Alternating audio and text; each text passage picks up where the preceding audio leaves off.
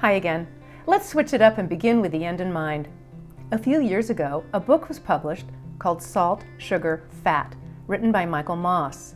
The author explains the science and marketing of foods designed to get us addicted to buy and eat more processed foods. As you go through this session, think about our corporate food industry. Do shareholders' needs outweigh our consumer needs? Sadly, most of the time, yes. As you learn more in this presentation, keep in mind that these corporations work hard to keep us, the consumers, abusing ourselves on their processed food products. Obesity rates are rising and rates of chronic disease are too. The food industry wants profits. We want safe, tasty, healthy, wholesome foods for ourselves and our families. Like the protein presentation, this session is all about specific nutrients and food types, what they are, and how much we need for optimal health. You can see from the title that this presentation is about carbohydrates. Yes, please. Sugar, fruit, yes, but not juice. Salt, a little, be careful. And fat, surprisingly, yes, please. We'll specifically discuss the kinds of carbohydrates out there, whole grain versus enriched grains, legumes, and gluten-free. We'll talk in detail about sugar, added sugar versus fruit sugar, sodas, and energy drinks, and how seriously addicting sugar is. Right, just like a drug. Salt and fat are both necessary, and yet most people consume too much. Included throughout this presentation are some simple ideas for whole food, plant-based meals, easy substitutions, as well as some nutritional content of popular foods. This session lasts about an hour, and as usual, I'll pop in 3 times to reinforce important points and to check in. We also end with a summary and action steps for you and your family to get out and do something with all this new knowledge. Do remember that it's helpful to review the questions for reflection and discussion before we begin. Now grab a healthy snack and get your notebook. Let's go. Whole foods, vegetables, fruit, whole grains, and legumes all contain carbohydrates. Carbohydrates are everywhere. Now take a look at this food pyramid created by Juliana Hever, a registered dietitian. She's on TV quite a bit and wrote The Complete Idiot's Guide to Plant-Based Nutrition, among other plant-based cookbooks. When we study the pyramid, we can see the number of servings per food type. As always, aim to do the best you can. We all just need to focus on progress, not perfection. Carbohydrates are a macronutrient present in all foods except meat. Whole, plant-based foods, vegetables, fruit, whole grains, and legumes, all contain carbohydrates. We get most of our calories from carbohydrates. Carbohydrates help protect us against chronic disease. It is the type and quality of carbohydrates that makes the difference, says the Cleveland Clinic. We want to focus on a whole food, plant-based diet versus processed foods. That means whole grain bread with fruit sweetened jam instead of an enriched, sugary blueberry muffin from the gas station. That means roasted potatoes versus French fries. Choosing plant-based whole foods such as whole grains, whole fruits, vegetables, and beans can reduce heart risk factors by 30%, says Cleveland Clinic dietitian Kate Patton. We want to avoid refined carbohydrates. We want to read food labels and always look for the words whole grain or 100% whole wheat.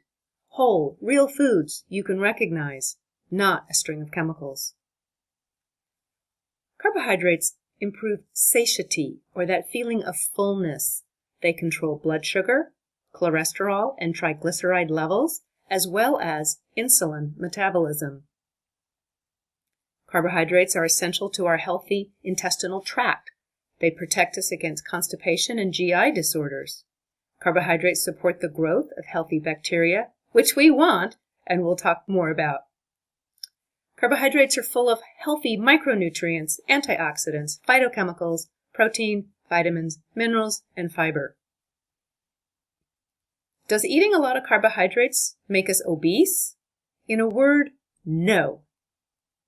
The global populations who eat the most carbohydrates do not suffer from obesity, diabetes, heart diseases, or other chronic diseases the way we do. Migration studies indicate that Native people who move to the U.S. experience elevated risk for chronic diseases as a result of giving up traditional carbohydrate-rich meals for our animal-based nutrition. 100% whole grains are important. They reduce the risk of digestive disorders, heart diseases, high cholesterol, high blood pressure, type 2 diabetes, obesity, and some cancers. Following is the official definition of whole grains, approved and endorsed by the Whole Grain Council, May 2004. Whole grains, or foods made from them, contain all the essential parts and naturally occurring nutrients of the entire grain seed in their original proportion. If the grain has been processed, for example, cracked, crushed, rolled, extruded, and/or cooked, the food product should deliver the same rich balance. I love that phrase, rich balance of nutrients that are found in the original grain seed. This definition means that 100% of the original kernel, all of the bran, germ, and endosperm must be present to qualify as a whole grain. Go to the Grain Council online and see a list of whole grains and learn about each one, including gluten-free options. The website will also explain how to cook each grain properly, among other things. Refining grains removes essential vitamins and minerals, fiber, and phytochemicals. Enriched grains are incomplete. About 80% of the good stuff is removed during the enrichment process. It's better just to forego the enriched and get the whole grain products instead. Look for the stamps, pictured above, on many whole grain products like crackers and cereals. Now let's compare whole and refined grains. Whole grains include amaranth, barley, brown rice, buckwheat, kasha, bulgur, kamut, millet, oats, oatmeal, popcorn, quinoa, spelt, teff, triticale, whole grain cornmeal, whole wheat, whole rye, and wild rice. Refined grains include cornflakes, couscous, cream of wheat or cream of rice cereal, cornmeal, enriched macaroni or spaghetti, that's like your grocery store spaghetti, grits, pretzels, puffed rice or wheat, white bread, and white rice. Did you know the color of bread is irrelevant? Oftentimes molasses or caramel food coloring is added to bread to make it appear whole grain, hearty, and wholesome. Read the label and don't be fooled like I have. Many breads are a mixture of refined grains such as cracked wheat, multigrain, oat bran, pumpernickel wheat, wheatberry, stone ground, stone wheat, 7-12 bran, and so on. Purchase whole grain bread as often as you can. Now, what exactly are legumes? We talk about them a lot. Legumes include beans, lentils, peas, alfalfa, soy, tofu, tempeh, which is just a fermented soy product that's shaped like a large patty or brick, and our favorite, peanuts. Legumes are the richest source of iron with lots of protein, phytochemicals, minerals, and vitamins. They're an excellent source of fiber, are low in fat, and zero cholesterol. Now be sure to rinse and soak dry beans overnight before cooking. And don't forget that crock pots are a fantastic way to cook beans. Each day, enjoy 2 to 3 servings, that's about half a cup cooked, per day. If you're new to eating beans, you may feel better adding them in small amounts to your regular meals so your stomach gets used to them. Beano is a wonderful product that also helps with intestinal gas. We eat a lot of beans without any ill effects. Now, before we shift gears and talk about sugar, let's talk about gluten-free for just a minute. Another term we hear a lot about today is gluten-free. What exactly is gluten-free? Gluten is a protein. It's widely consumed across the globe. Gluten gives bread its chewy texture and adds volume to breadstuff. Now, wheat, barley, rye, and gluten have been eaten for thousands of years. Celiac disease is an immune reaction to eating gluten, a protein found in wheat, barley, and rye. Celiac disease causes stomach and GI distress. The Mayo Clinic explains that, although the classic signs are diarrhea and weight loss, most people with celiac disease experience few digestive signs or symptoms. Only about 1/3 of people diagnosed with celiac disease experience diarrhea, and about half have weight loss. 20% of people with celiac disease have constipation, and 10% are obese. In addition to digestive problems like cramping, bloating, and irregular bowel movements, other signs and symptoms of celiac disease include anemia, usually resulting from iron deficiency, itchy, blistery skin, numbness in the hands and feet, joint pain, acid reflux, and heartburn. Still somewhat of a medical mystery, celiac disease can be easily managed with a plant-based, whole food, gluten-free diet that includes mostly oats, rice, amaranth, buckwheat, corn, millet, tapioca, and quinoa. This is amazing. Doctors at Columbia University recently learned that many of the probiotic supplements that people with celiac disease were taking contain gluten. Yeah, can you believe it? Supplements that are targeted for people who cannot tolerate gluten contained gluten. The labels all said gluten-free, but the researchers found all kinds of gluten in the supplements.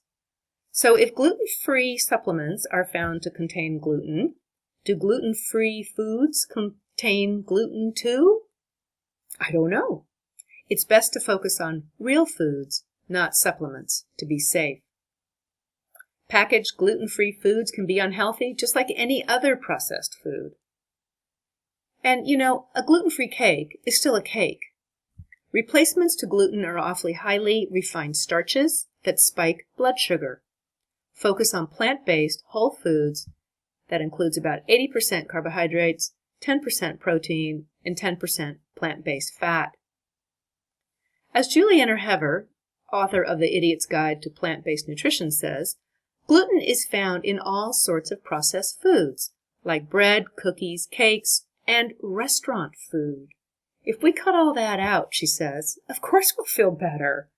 A person may not be gluten sensitive at all. It may be the processed foods giving them the GI distress, because when we switch to a real, whole food, vegan diet, we naturally feel better.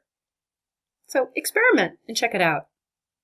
Let's wrap up carbohydrates and talk about sugar. We do love our sugar.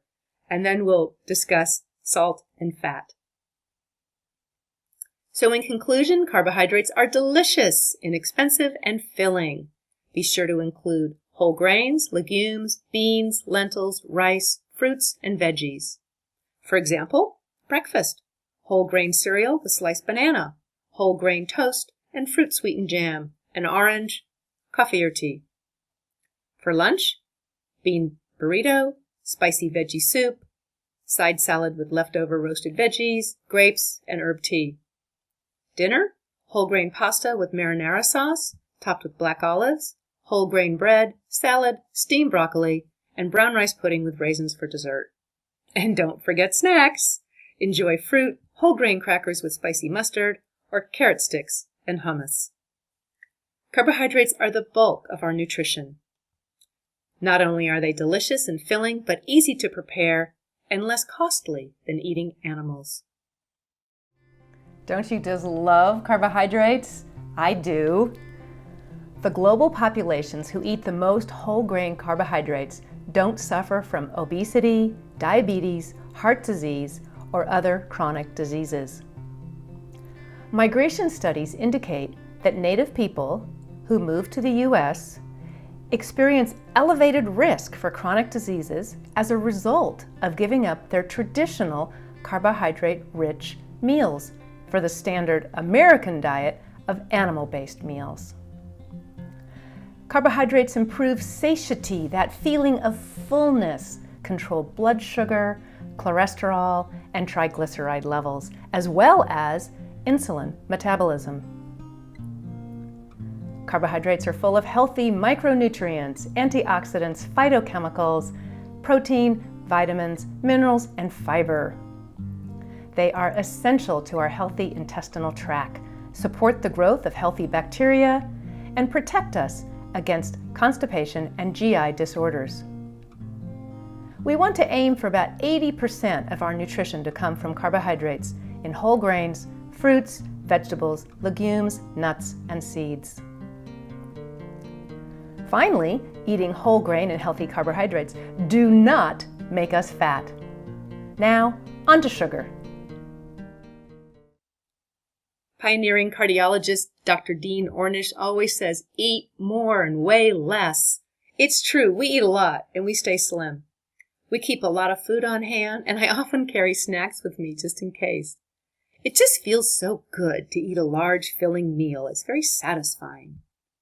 With a vegan, whole food, plant-based diet, we don't have to worry about portion sizes, counting carbs, or calories. Eat a lot, we'll never be hungry, and we'll be happy. So now, onto sugar, a very popular item. I wonder, is there anyone who truly doesn't like sugar? Most of us love sugar. I know, I do too. Sugar is fun. Sugar is special. Sugar means we care. It's a celebration, and it's all about love. Sweets, cookies, candy, cakes, and pies are part of every holiday or special occasion. In the U.S., we eat 100 pounds of sugar per man, woman, and child each year. Unfortunately, sugar is causing us a lot of problems besides tooth decay.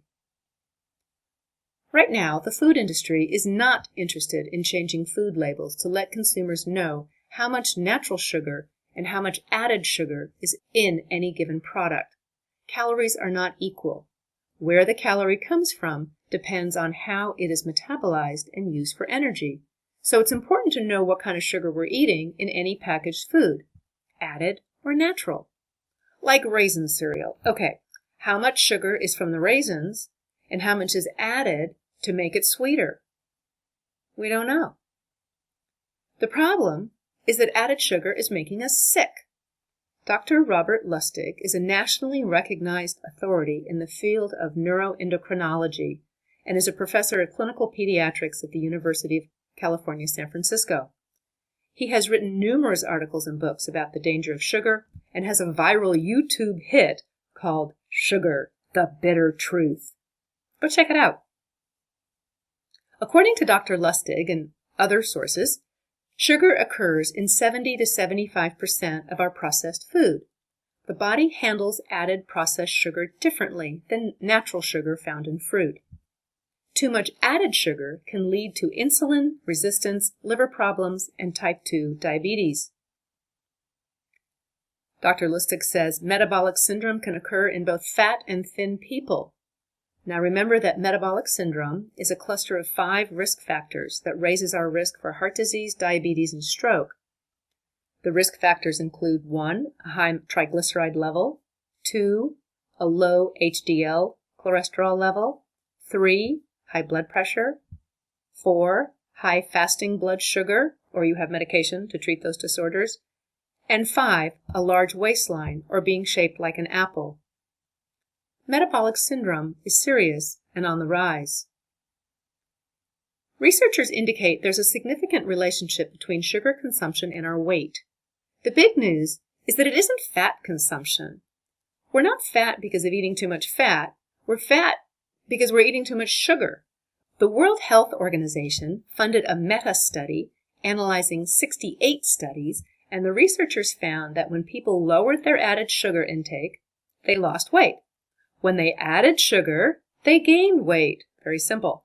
The American Heart Association says that 100 calories, which is like 6 teaspoons, a day from added sugar is enough, which is just 5% of total calories in a 2,000 calorie a day diet.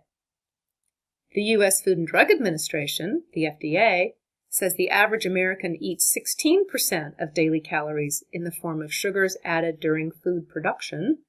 That's 320 calories or 75 grams of sugar a day, 3 times more than recommended.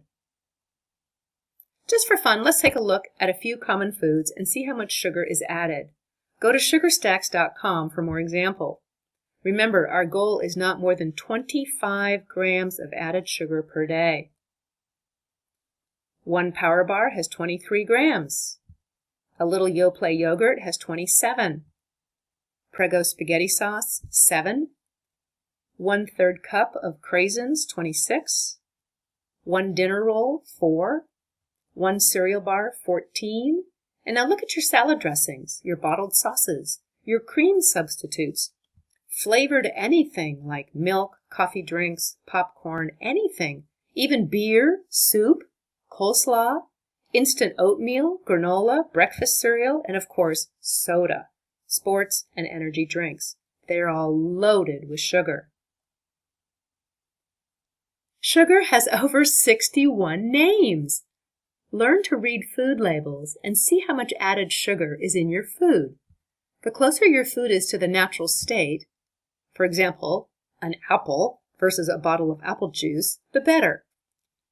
Dr. Lustig, our anti-sugar guru, explains that when we juice up 3 oranges to make a glass of orange juice, we're still hungry. Instead, if we eat those same 3 oranges, we're super full. Why? Well, fiber and pulp, of course. So the sugar is processed slowly inside our bodies instead of spiking ridiculously high. Do look for labels that say no added sugar. Dr. Lustig calls our current food label system warning labels, just like we find on cigarettes. Nature has packed our foods in delightful, edible packages called skin and peel. We don't need much cardboard, plastic wrap, or glass. Focus on real foods, the kind that our families ate 100 years ago. Incidentally, if you download the app called Fooducate, like educate, but Fooducate, it will often tell you how much added sugar is in certain food products. Did you know that sugar is seriously addicting? Yeah, just like a drug, like heroin or cocaine. Sugar addicts experience symptoms of craving, tolerance, and withdrawal. Sugar affects our brains neurochemically, just like addictive drugs. In one study, rats chose sugar over cocaine because the hit was more intense. Sugar is habit-forming, which is why the food industry is adding sugar to processed foods so we keep buying and eating more. Instead of adding fake sugars and more chemicals, eat naturally sweet foods like fruit. When we eat naturally sweet foods like fruit, sweet potatoes, the fiber in the food digests slowly. So the food and the sugar is absorbed slowly. Sugary sodas and energy drinks are loaded with sugar and can overpower our bodies, confusing our brains. Even carbohydrates stripped of fiber, like potato chips and French fries, can lead to spikes in insulin, just like a can of soda. Right! So eat lots of fruit. It's wonderful, delicious, and so sweet. We love fruit. Fruit is very healthy, full of antioxidants. It's anti-inflammatory, improves artery function, and reduces our risk for cancer. But can you eat too much? What about fruit for diabetics? Dr. Gregor wondered too, and he explains that many of the studies are about added sugar, not natural sugar, found in fruit. So some scientists ran a study where people ate 10 servings of fruit a day. Participants showed no ill effects. So the answer was no, we can't eat too much fruit. Then the scientists amped it up, and the participants ate 20 servings of fruit a day. Even at 20 servings, there were no ill effects. But there was a drop in cholesterol, so keep fruit on hand and enjoy it. The added sugars called sucrose and high fructose corn syrup are the very worst, and they're harbingers of disease. These are the worst possible kinds of sugar. Please read your food labels today and toss out whatever you may have. Fructose doesn't satisfy hunger, so you eat and drink more than you need. Fructose is not used by any other cells except in the liver, which produces uric acid and fatty acids. Too much uric acid causes painful gout and hypertension. Too many fatty acids cause non-alcoholic fatty liver disease, cardiovascular disease, insulin-resistant and type 2 diabetes, and of course, obesity. Circulating fatty acids also speed the growth of cancer cells. Think of added sugar as you do cigarettes. In the last century, consumption of fructose has risen 340% and continues to rise along with suffering and disease. Sucrose and high fructose corn syrup both supply a significant portion of the total calories in a standard American diet. Just get rid of them. Load up on fruit instead.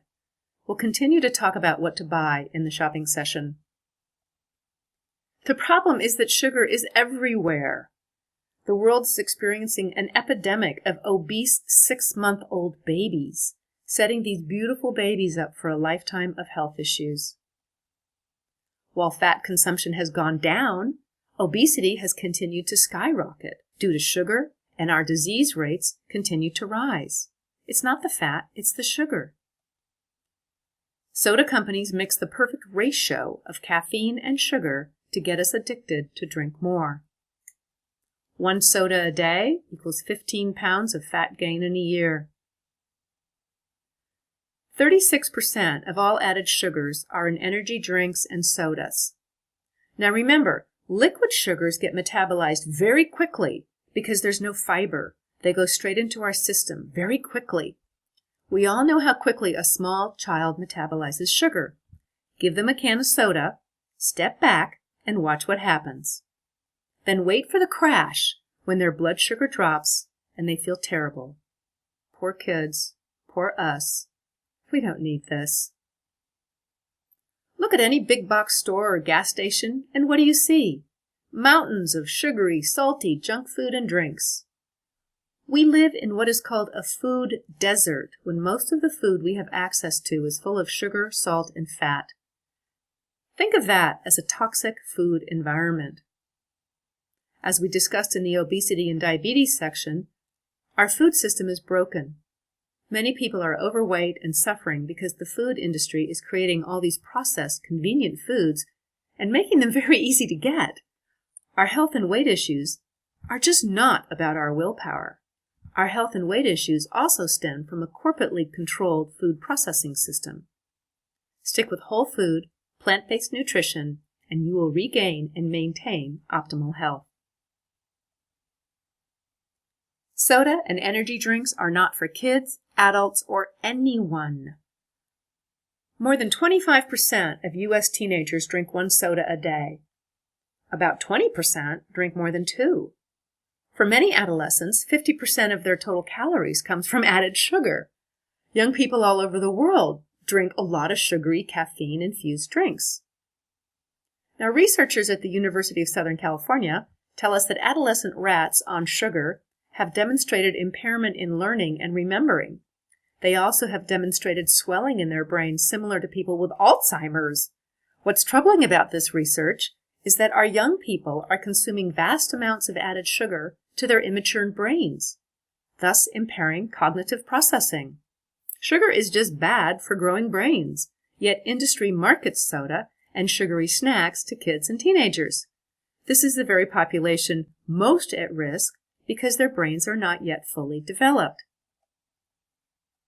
In a recent journal article, pediatricians in Florida described cases of seizures, delusions, heart problems, and kidney or liver damage in kids who had drunk 1 or more energy drinks, including brands like Red Bull, Spike Shooter, and Redline. The latest twist for the energy drink industry is to market and appeal to the online gaming culture, which is popular with teenagers. Even sugar-free energy drinks are overloaded with caffeine and other chemicals scientists worry about. Caffeine can slow brain development, disturb sleep patterns, and increase heart rates in young people. Incidentally, Providence Health will no longer sell any drinks with added sugar or artificial sweeteners in their Oregon hospitals. This is the largest healthcare organization on the West Coast to take this step. They want to stress healthy communities and know that taking out excessive sugar is one way to do it. Way to go, Providence. Well, what about diet drinks? Are diet sodas as bad as regular sodas? Yes, they are. Only one diet soda a day boosts our risk for metabolic syndrome by 34 to 44%. In a study of 60,000 women, older women who drank 2 or more diet drinks per day had 30% more risk of heart attacks.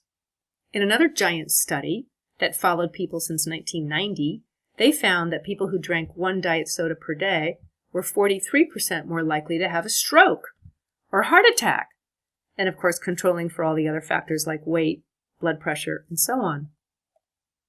When we drink diet soda, we often experience increased food cravings, which can lead to eating higher calorie sugary foods later.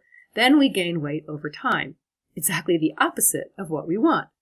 So far, scientists think that eating sugar tells our brain that we're going to get a bunch of calories for energy that we can use for action. When we consume artificial sweeteners, our brains are confused, and as a result, we often crave more and more sweet foods. Again, it's counterproductive to consume artificial sweeteners. Artificial sweeteners are present in all sorts of items and change our body's digestive tract bacteria in ways that can raise our blood sugar levels. Again, exactly the opposite of what we're trying to achieve by consuming fake sweeteners. Lastly, diet sodas increase our chances of gaining fat around our middles, the kind where we're shaped like an apple. This kind of fat is different from other fat on our bodies. Belly fat is very deep, which then produces signals to increase inflammation throughout our body. That inflammation then increases the risk for many chronic diseases. A study from the American Geriatric Society found diet soda drinkers increase their belly fat even after controlling for diabetes, smoking, and exercise. So remember that belly fat, being shaped like an apple, puts us at risk for cardiovascular disease, inflammation, and type 2 diabetes. And diet soda makes it worse. But there's so many alternatives to soda. We can infuse water, add sliced fruit to a pitcher of water, and refrigerate it over a night. We can brew decaf or regular coffee and enjoy it iced with cinnamon, vanilla, and spices. We can brew herbal teas. There's so many flavors. We can ice it. And of course, water is the perfect beverage. We want to aim for 8 cups a day. Add a little bit of citrus to your water. I prefer lime. Make your own sparkly soda with one of those cool machines. Mine was inexpensive and it's fun. And splurge on fruit to snack on to help keep you hydrated. Frozen grapes are always a favorite in the summer. Once you adjust to your new way of eating, you will recalibrate your taste buds. What you once ate with delight will soon taste unpleasant. Give yourself some time to reset your taste buds and play with all the wonderful, colorful, natural flavors of vegetables and fruits, herbs and spices. Now remember that according to Dr. Lustig and others, sugar occurs in 70 to 75% of our processed foods. The body handles added sugar differently than natural sugar found in fruit. Too much added sugar can lead to insulin resistance, liver problems, and type 2 diabetes. Added sugar is a big problem. Moreover, Dr. Lustig says that metabolic syndrome can occur in both fat and thin people. Just to repeat 2 points. Number 1, we talked about being skinny in the obesity session. Skinny is never the goal. Healthy with a consistent healthy weight is the goal. Number 2, metabolic syndrome is a cluster of 5 risk factors that raise our risk for heart disease, diabetes, and stroke. Risk factors include a high triglyceride level, a low HDL cholesterol level, high blood pressure, and 4, high fasting blood sugar or on medications to treat those disorders, and 5, a large waistline or being shaped like an apple. Metabolic syndrome is serious and numbers are on the rise. Researchers indicate there's a significant relationship between sugar consumption and our weight. The big news is that it isn't just fat consumption. We're not fat because of eating too much fat. We're fat due to eating so much sugar. Sugar It's the new tobacco. It's very addicting. Load up on fruit instead. You cannot not eat too much fruit. As we discuss in other sessions, our food system is broken. Many people are overweight and suffering because the food industry is creating all these processed, convenient foods and making them very easy to get. Our health and weight issues are not just about our willpower. Our health and weight issues also stem from a massive, corporately controlled food processing system. Stick with whole food, plant-based nutrition, and you'll regain and maintain optimal health. Let's talk about salt and fat next. Salt is an essential human taste. Basic human tastes include salty, sweet, sour, bitter, and umami, which is a savory taste. Salt is one of the oldest food seasoning and food preservers in the world. Salt processing started about 6,000 years ago and was important in early trade. Salt was always highly prized, and everybody wanted and needed it. People have gone to war over salt. Now, we don't even think about it because salt is everywhere and in everything. Most of the salt we consume comes from processed foods. Salt is important, however. Sodium helps nerves and muscles to function properly, and it's one of the factors involved in the regulation of our water content or fluid balance. You know how sometimes when we really sweat a lot, we crave something salty to stay hydrated? We need salt, but just not too much. Too much salt raises blood pressure and increases the risk of heart attacks and stroke. The World Health Organization recommends that adults should consume less than 2,000 milligrams of sodium, which is equivalent to 5 grams or a quarter teaspoon of salt per day. Many nutritionists say a minimum of 2,300 milligrams of salt per day is okay, which is equivalent to a teaspoon. Either way, less salt is more better. Processed foods are very high in sodium, especially Asian foods, so please read the labels. 77% of our average daily intake of salt comes from processed and restaurant foods. For example, a half a rack of ribs at TGIF Fridays contains 2,400 milligrams of salt. That's over 1 day's worth. And chicken fajitas at Applebee's contain 4,800 milligrams of sodium, which is 2 days' worth of salt. A Whopper with cheese contains half a day's worth of sodium, plus oodles of fat, while KFC's chicken pot pie has almost 1 day's milligrams of salt. It all adds up. At home, instead of salt, try to use different vinegars, lemon or other citrus fruits, pepper, Mrs. Dash, Tabasco, or other hot sauces, or Bragg's liquid aminos. Vinegars are fun. In tomato dishes, add balsamic. In Asian dishes with ginger, add rice vinegar. And in bean dishes, add apple cider vinegar. Add a little at first, and then more later as you get used to it. On the next slide, you'll see how much salt exists per serving in typical processed foods. It can really add up. So now, when consuming salt, keep in mind a goal of no more than 2,000 to 2,300 milligrams per day, which is basically going to equal no more than 1 teaspoon, and even less if we have heart disease. Most of the salt we consume comes from processed food. Like sugar, it's added to everything. Low-sodium foods often have higher levels of sugar, though, so focus on whole foods, not processed foods, with long lists of ingredients. Okay, so here we go with a list of sodium content per serving in some typical foods. Plain potato chips, 175. Small bag pretzels, 350. Classico, pasta sauce, 400. Ramen, 830.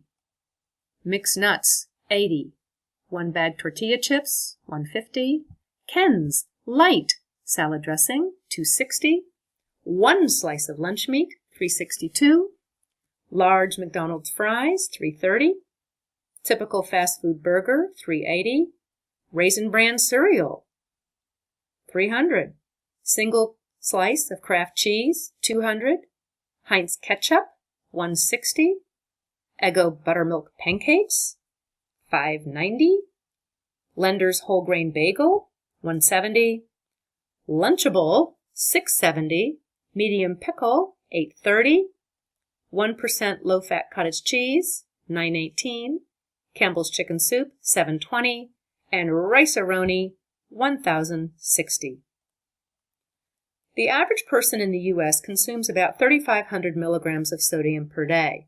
That's equivalent to almost 9 grams of salt, or nearly 2 teaspoons. The goal is a quarter teaspoon or less if you already have cardio concerns. Added to the standard American diet that's high in fat, 2 teaspoons of salt per day is a recipe for disaster. If we cut out the typical restaurant and processed foods for a few days, you'll be amazed at how delicious, real, homemade food tastes.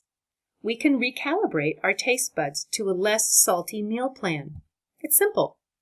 The answer is always just yummy, wholesome, real food, seasoned with herbs and spices. Salt in a nutshell. We know that nuts are a great source of plant-based fat, however. Eat unsalted nuts and nut butter. Then you can truly taste the nut itself and don't have to worry about additional salt. To reiterate, be careful with low-sodium foods, as they may have a lot of sugar. Aim for unprocessed, plant-based foods like our grandparents and great-grandparents before processed convenience foods took over. And to recap, we know that we only need about 1 dime's worth, or 10% plant-based protein, and about 80% plant-based carbohydrates, which includes all fruit, vegetables, grains, and legumes. Well, if you're doing your mental math, you'll realize we only need about 10% plant-based fat. Okay, so let's talk about fat, and then we'll conclude this session. Plant-based fat is healthy and delicious, like this peanut butter. I love peanut butter. Use it sparingly. There are 2 kinds of fat in our system. Number 1, the kind we eat, called dietary fat, and number 2, the kind we make ourselves by turning carbohydrates into fat. Dietary fat is a macronutrient and essential for energy and for our bodies to function. It's a very dense food, and small amounts can add up quickly. All kinds of dietary fat are calorie dense. Fats and oils are unique in that they do not dissolve in water. There are several kinds of dietary fat. Saturated fat comes mostly from animals. It is solid at room temperature. It raises total blood cholesterol levels and LDL levels. Saturated fat increases risk for cardiovascular diseases, some cancers, and type 2 diabetes. Saturated fat is considered a bad fat. It's a very bad fat. Now, trans fats are another really bad fat. Actually, toxic is a better word. Easy to remember. Trans fats are toxic. Trans fats are made from oils being a processing system called partial hydrogenation, which makes it solid. As solids, they become easier to cook with and less likely to spoil. But they increase the bad LDL cholesterol and lower our healthy HDL cholesterol, which then increases our risk for cardiovascular diseases, stroke, and other chronic diseases. Be sure to read the food labels on anything you buy. Look for trans fats. If you have any, get rid of them right now. Usually trans fats are found in margarine, shortening, cookies, crackers, granola bars, chips, snack foods, and deep fat fried foods. However, if a food item has less than half a gram of trans fat, the food manufacturers can label it 0 grams. If you see the words partially hydrogenated, or shortening, you can know it has trans fat in it. Get into the habit of reading those food labels. In general, the longer the list, the more the food is processed and the less you want. Major fantastic news about trans fats broke out in June of 2015. After 22 years of fighting by the Center for Science in the Public Interest and other concerned organizations and individuals, trans fats are going to be banned in the U.S. starting in 2018. Some places already ban them, like New York City. and Denmark too, by the way, while California restricts them. Meanwhile, keep an eye out for those toxic additives. The FDA, that's the Food and Drug Administration, has given companies more than enough time to eliminate partially hydrogenated oil that is still used in foods like microwave popcorn, biscuits, baked goods, frosting, and margarine. Mono and polyunsaturated fats like nuts, avocados, oils, flax seeds, walnuts, and soy are full of healthy vitamins, minerals, phytochemicals, healthy nutrition, and healthy fat. Vegetable oils are better than animal-based fats, yet need to be very limited, as we'll discuss.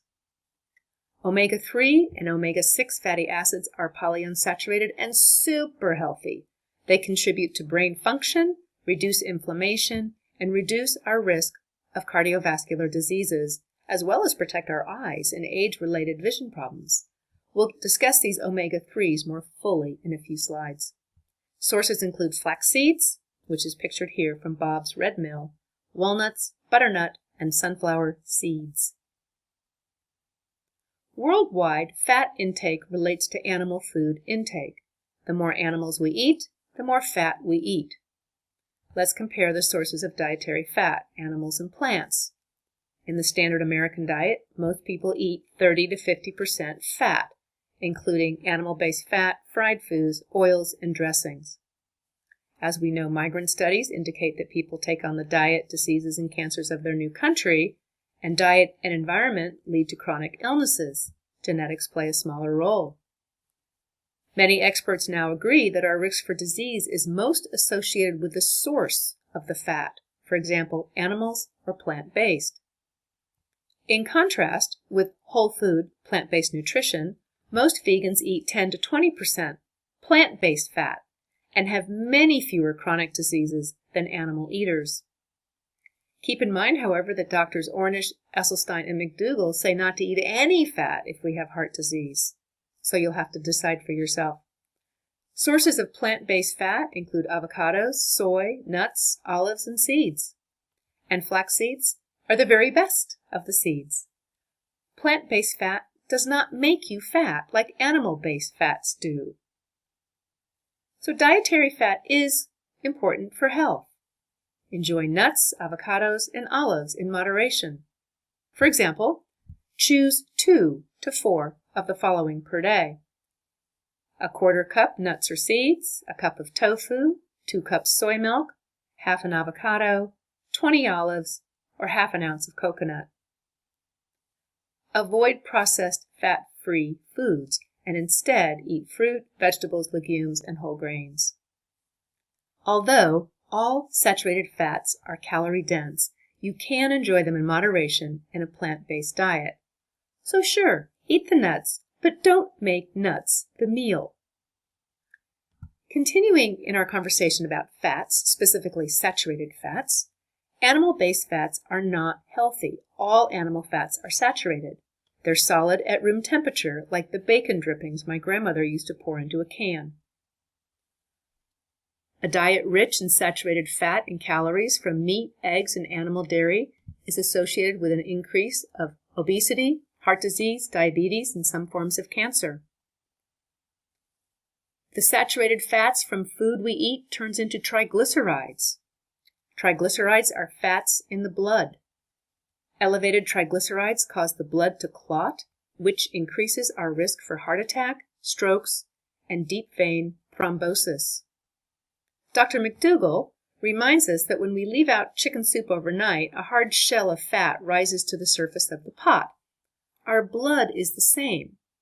If we have a lot of triglycerides in our blood, when it's drawn out in the lab, we can actually see the light yellow fat rise to the top of the tube. Keep in mind, exercise lowers triglyceride levels because it burns off the fat in muscle tissue. Animal protein also raises our cholesterol levels. Since 1965, scientists have known that saturated fat raises cholesterol. They can even predict how much based upon how much is eaten. Saturated fat increases our chance for diabetes and a host of other issues, as we've discussed. Keep in mind that most foods that have saturated fat also have cholesterol, And cholesterol is not a fat, but it's a waxy type substance. Our bodies make enough for us to use because we do need some, but not very much.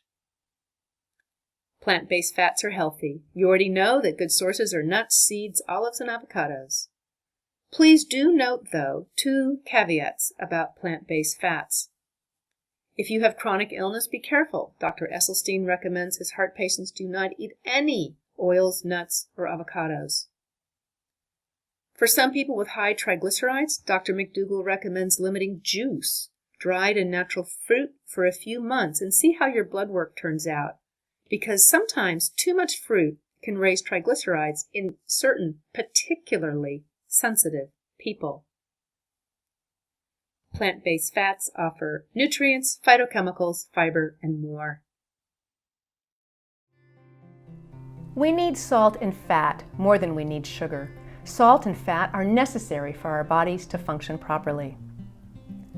As you shop for food, carefully read the food labels of any packaged foods that you buy for your family. Salt is in most processed foods. Remember, we don't want more than about 2,000 milligrams per day.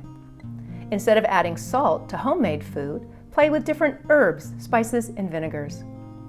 Add a little at first, and then more later as you get used to it. The big takeaway about fat is that the source of fat is essential. We want plant-based fats, not animal-based fats. Avocados, soy, nuts, olives, and seeds are wonderful sources of plant-based fat. Aim for about 10% of your nutrition to come from fat.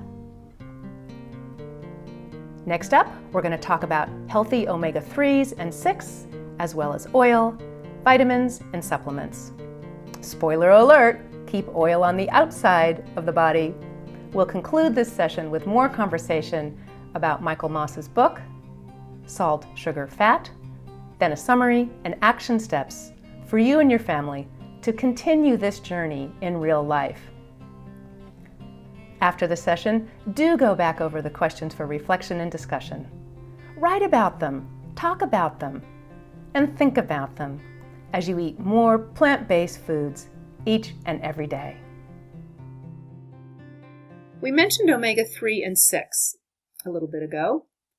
Omega-3 and omega-6 are necessary fatty acids for everyone. If we eat a good healthy diet, we get plenty of omega-6 every day, and we don't have to worry about it. However, it is essential that omega-3 and 6 are ingested in the correct ratio to each other. They contribute to reduced risk for heart diseases, atherosclerosis, stroke, diabetes, cancer, and reduction of ulcerative colitis, joint, and menstrual pain. Eat a well-balanced plant-based diet, rich in leafy greens, seeds, nuts, and grains will have plenty of omega-6. Just be sure to include some ground flax seeds, walnuts, soybeans, or mungo beans for omega-3. 1 teaspoon of raw ground flaxseed per day is all we need. Sprinkle on cereal or a baked potato. Flax seeds are used in rye bread and in being added more and more to foods as more and more people understand their tiny punch of big power. You can buy ground flax seeds in many grocery stores. 1 small bag lasts in the refrigerator for months. Oil is oil. It's best to keep it on the outside of our bodies. Dr. Oliveira at UC Davis likens this to water pipes in our house. When we pour oil down our kitchen sink, what happens? Yeah, it gets clogged up. Keep in mind that our blood delivers nutrients throughout our body and oxygen to our cells. Do we want to block that? Well, of course not. All oils are 100% fat.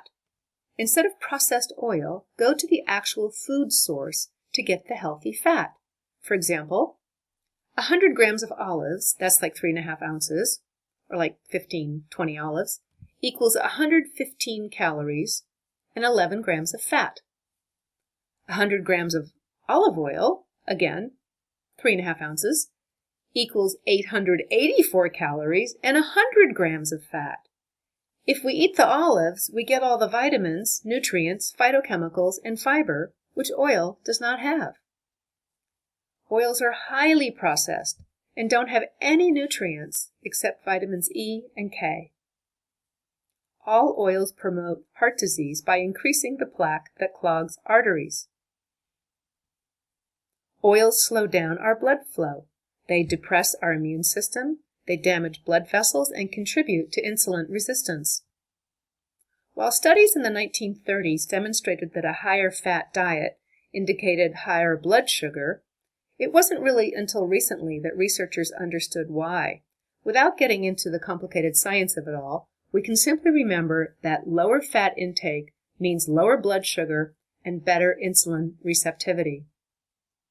Even beloved olive oil is totally monounsaturated fats, so it's better to eat the olives instead. Now, adding oil to vegetables changes a side dish of vegetables to a side dish of fat with veggies. Think about it. As Jeff Novick explains, adding oil to our meal changes the percentage of fat of our meal. So if you add a tablespoon of oil to a serving of spinach, it goes from 25 calories with 0 fat to 65 calories and 62% fat.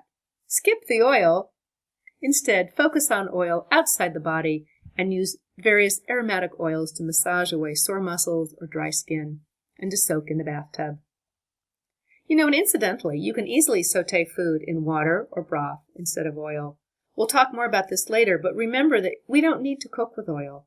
I used to pour oil into everything, but I'd rather save my saturated fat to nut butter, one of my favorite foods, or avocado. Instead of baking with oil, too, use applesauce as a binder. We use very little oil and suffer no ill effects, taste-wise or cooking-wise. Well, you know how I like to play guessing games. Guess how much fat each food item has. Look at the percentages below and shout out your answer when the photo comes up. So study this page. How much fat is in each item? Butter, 100% fat. McDonald's double cheeseburger, 67%. Low-fat milk, 35%. Peas, 5%. Walnuts, 65%. And a whole baked potato, 1% of fat. Remember how we talked about cancer and animal protein? Remember that animal fat fuels the growth of some cancer, and that breast cancer has a strong association with eating animal fat versus no relationship or association with plant-based fat. In the Harvard Nurses Study, 120,000 nurses participated in the study starting in the 1970s. Lowering fat from 50 to 25% did not reduce breast cancer. We have to reduce fat to way less than 25% of our diet to really make a significant effect on starving cancer cells. Focus on eating plant-based fats, and we can easily do that. Please be cautious of fat-free and low-fat foods. It bears repeating to be careful with processed foods that say they're low-fat or fat-free because they can be calorie-dense, full of chemicals, high in sugar, and basically extremely unhealthy. People buy these and then often eat way too many of them all at once, thinking they're okay. They're not. Better to choose a healthy option if you want a snack. Instead of a fat-free muffin or ice cream, have a whole sweet potato, a warmed-up apple, or frozen bananas. Seriously, eat fruits and veggies to your heart content. Eat a big steaming bowl of oatmeal with chopped fruit, or leftover rice and veggies to fill you up. Avoid as much processed food as you can. Let's talk about 2 more things very briefly and then conclude this session on carbohydrates, sugar, salt, and fat. Vitamins and supplements can be thought of as snake oil. Americans take more supplements than anyone else in the world, and our health isn't any better for it. Marion Nestle, a professor at New York University, has written a number of books about food and food policy. She says there is virtually no evidence that they make people healthier. Dr. Campbell, with 40 years of research experience, completely agrees. Vitamin deficiency is very rare in the United States. We don't need to supplement our diets. As we've discussed, The FDA, the Food and Drug Administration, does not regulate the labels on vitamins and supplements. We don't even know what we're getting. There was a recent survey of 60 common multivitamins done by ConsumerLab.com, and they found more than 40% of products had false labels, and that was just multivitamins. Vitamin B12 is the only supplement consistently recommended for vegans and for those over 50. Vitamin B12 deficiency is reversible. It can cause low energy, tingling, numbness, reduced sensitivity to pain or pressure, blurred vision, abnormal gait, poor memory, confusion, and maybe personality changes. These dramatic symptoms develop over time. Eat plant-based milks or yogurts, breakfast cereals, spreads, yeast extracts, and nutritional yeast products that are fortified with vitamin B12 if you are concerned about taking unregulated supplements. Do look for the fortified cereals, as that's the easiest source besides supplements for B12. If you decide to purchase B12 supplements, look for either the international NSF or USP certification on the label. Go to ConsumerLab.com for more information. The last thing I want to talk about before we conclude is a book that came out a few years ago. It changes our conversation about sugar, salt, and fat and takes it out into a larger context of corporate manipulation. We've talked a little bit about the anti-sugar guru, Dr. Lustig's declaration that corporations are getting us addicted to sugar, and this follows up on that conversation and is a good way for us to conclude this session. The book, called Salt, Sugar, and Fat by Michael Moss, explains the science and marketing of foods designed to get us hooked to buy and eat more. The lengthy description on how to find the sweet spot in the perfect tortilla chip is amazing. One question Moss brings up is, does easy mean it's good? Think of the millions of kids eating those boxes called Lunchables. Instead of a tasty, wholesome sandwich, fruit, and veggie meal, kids are eating chemicals, sugar, salt, and fat, all processed to look like food. Ditto for all the frozen and prepared foods filling the grocery store aisles. Easy does not always mean good. Moreover, those prepared items are very expensive. Quote, bottom line being that we need to ensure that our products taste good because our accountability is also to our shareholders. End quote.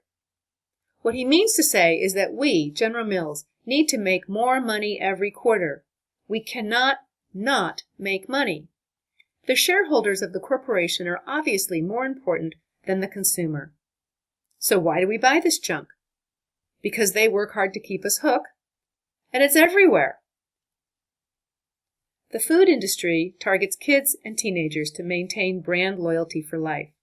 Watch TV ads, see the videos online. It's pervasive, and it's very big money. We need to ask, is the processed food industry, like the tobacco industry, hooking people on cigarettes? I would say yes, it is. Obesity rates are rising and chronic diseases too. The food industry wants profits. We want safe foods.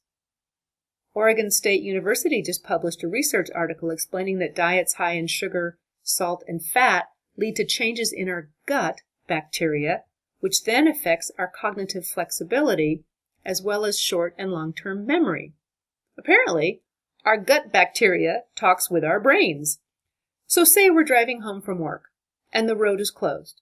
If we have cognitive flexibility, we can easily figure out how to get home. If we don't, we can get upset and stressed out. Other research has indicated strong associations between diets high in sugar and fat with Alzheimer's, which gives us yet another reason to give up the standard Western diet and eat only whole foods.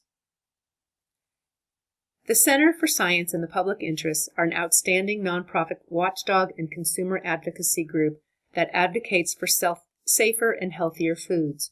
They have been advocating less sugar in kids' cereals starting in 1970. Look to them as leaders in the field. In summary, whole grain carbohydrates and starchy foods are healthy. Add lots of fruit and veggies, and aim for 80% of our nutrition to come from carbohydrates. Avoid added sugar, which is present in most processed foods.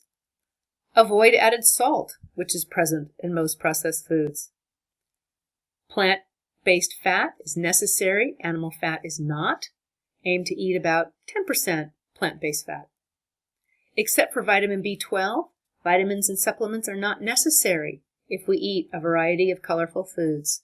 If you decide to purchase B12, look for either the International NSF or USP certification. Take a final look at this food pyramid and see for yourself a good way to think about the amounts of protein, carbohydrates, and fat. Do your best to think about meal planning per day or week versus meal so you don't get all hung up about it. Every meal doesn't have to represent a perfect poster of the perfect amount of each food type.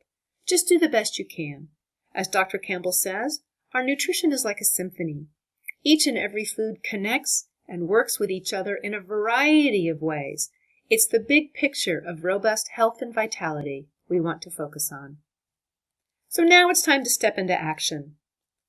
Use the power of knowledge to buy, prepare, and eat plant-based whole foods. Avoid processed and fast foods.